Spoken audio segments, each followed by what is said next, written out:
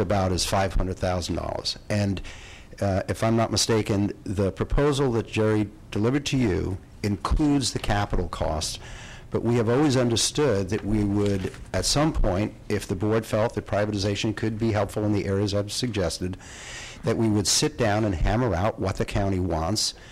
If they, you know, if you want more stuff, then that could drive the cost a little higher. If you saw some savings or could reduce some feature of the service that we were thinking about, that could take it down a little bit.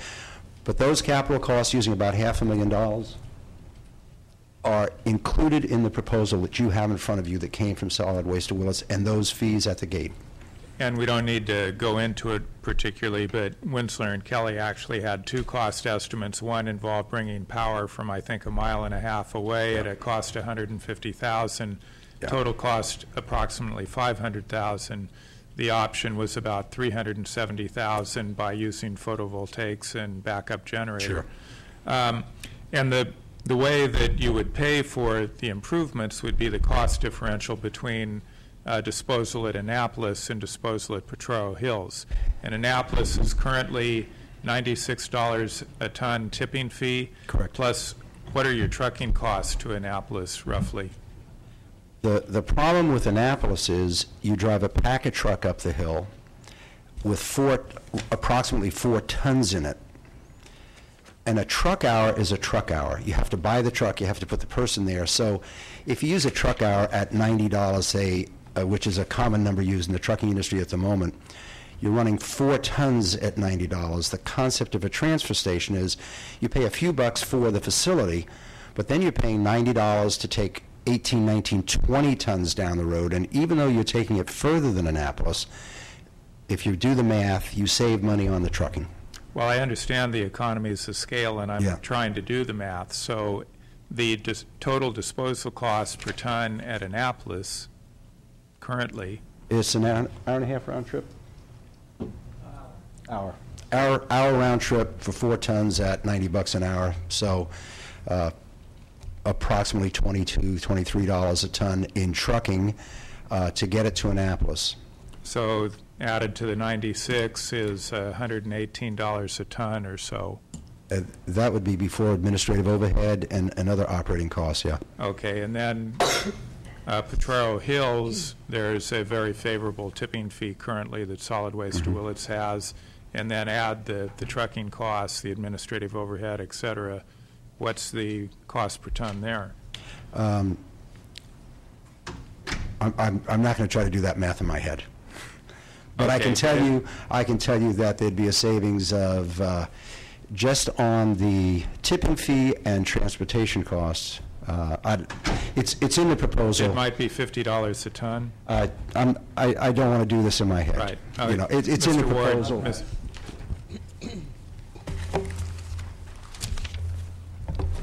It's in section 5 of your proposal that people keep thinking that I'm not providing the information. But it's $41 a ton savings. Okay. Potrero versus Annapolis. Those savings then would be, by the way, for the record, Jerry Ward, Solid Waste to Willits. Those savings is what we would then use to make the improvements to the South Coast Transfer Station, which are itemized in section 5 of $510,000, broken down into 10 different items that we'd use the money for.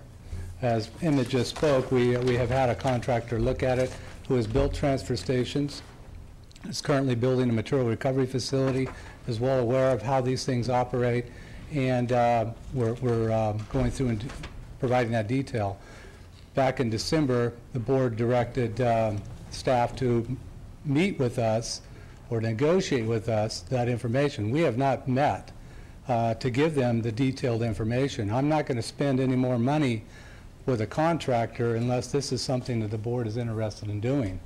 But we provided as much detail here as possible. But the important part is that, as Emmett explained, we are taking garbage directly to Potrero on much bigger loads.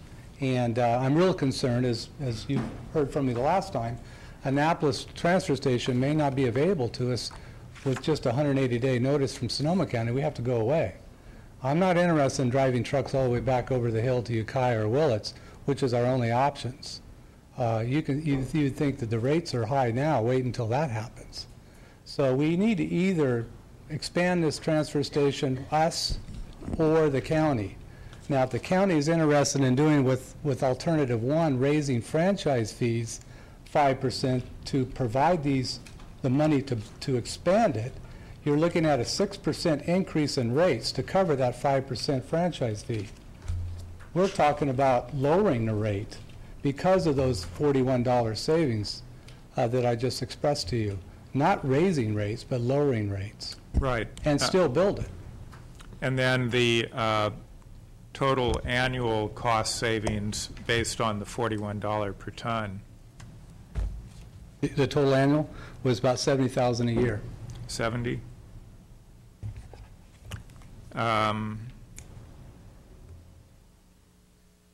Okay, thank you for the information. You're welcome. And, well, I guess part of my question, too, what I'm getting at, obviously what we're trying to do is reduce net county cost, and you're trying to do that but also make a profit. So, you know, I'm kind of looking at the option of why couldn't the county do what you're doing? No, what I'm trying to do, Supervisor McGowan, is keeping our rates low. Right now, the South Coast Transfer Station is my biggest competition because Annapolis Transfer Station keeps raising the rates. They've done it 4 times in 2 years. Our collection rates get too high, they self-haul it to the South Coast Transfer Station. Mm-hmm. I lose the economies of scale of driving by people's homes every day, and they're self-hauling it to the transfer station because Annapolis gets too high.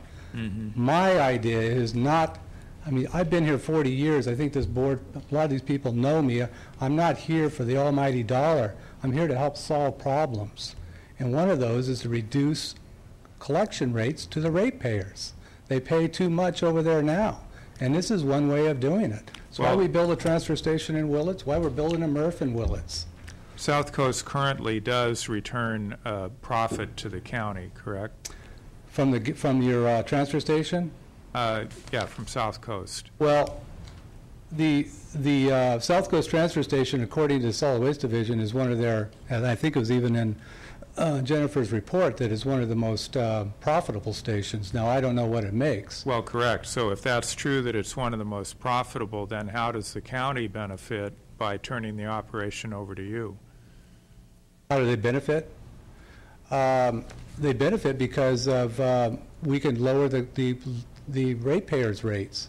Well, the ratepayers then benefit, but the county still has its net county cost to operate the solid waste division, where currently South Coast seems to provide some subsidy to that. So how much is the South Coast Transfer Station making in profit? I believe 40,000 was 12,000. 12,000. 12,000. As depicted in Exhibit. Well, that's fine. Aye. I'll accept it. Thank you. I have to ask this question. Is this issue about better service to the people in Mendocino County, or is this issue about profits? I mean, I think there's a big, that discussion has to be probably discussed before we move on. I mean, the proposal that's out there is going to lengthen the hours of operations of these transfer stations. It's going to offer buyback services that has never been provided. And it's going to limit our risk and our risk management and our insurance liability. Those are 3, besides the savings in the net county cost in our general fund, those are 3 issues that are, you know, the longer hours and the buyback services are, to me, that's what picking up trash and dealing with the trash is all about, is creating the best service. You know, we have mandates from the state on recycling and all that, and buyback services certainly enhances that. So I think that discussion. Supervisor Colfax? Well, first, I apologize for missing the front edge of the presentation. I